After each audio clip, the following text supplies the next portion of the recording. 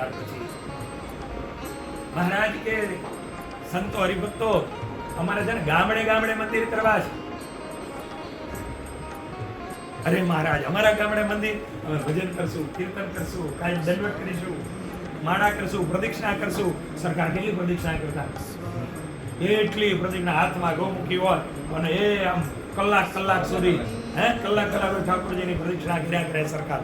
તો આજે કહેવાનું એના કારણે કરીને આ બધા શું નહીં ખબર કે એને ભજનો કર્યા હશે અને એટલા માટે બધા સુખ શાંતિ સમૃદ્ધિઓ છે બીનું એવું.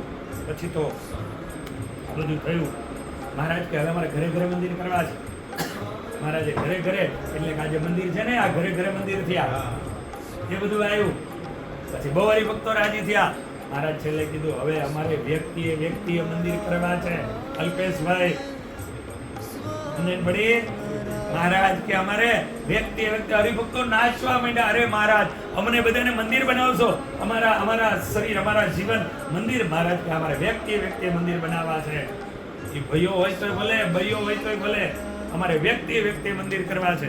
અને એવા બધા હરિભક્તો રાજી થયા. મહારાજ ઈ કેવું તો મહારાજ કે આવો આધારાનંદ સ્વામી, આવો નારાયણજીભાઈ. આધારાનંદ સ્વામી નારાયણજીભાઈ બોલાયા અને નારાયણ દેવનો બ્લોક આપ્યો. સહજાનંદ સ્વામી મહારાજના બ્લોક આપ્યા. મહારાજે પોતાની મૂર્તિઓના બ્લોક આપ્યા. અને મહારાજે કીધું આ મૂર્તિઓ તૈયાર કરો.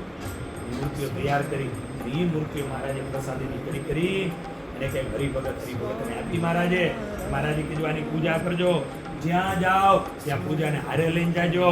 આ પૂજા કર્યા વગર, તિલક ચાંદલો કર્યા વગર, મહારાજની માનસી કર્યા વગર, મહારાજની ઓછામાં ઓછી પણ 11 માળા કર્યા વગર, મહારાજને 6 પ્રદક્ષિણા, 6 દંડવત એ પૂજામાં.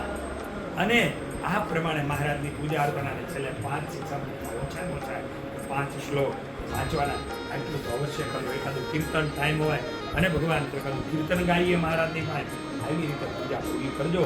અને આ પૂજા પૂરી કરશો એટલે તમારું જીવન છે ને એ મંદિર. આ સહજાનંદ સ્વામીનું વચન છે, આ વરદાન છે.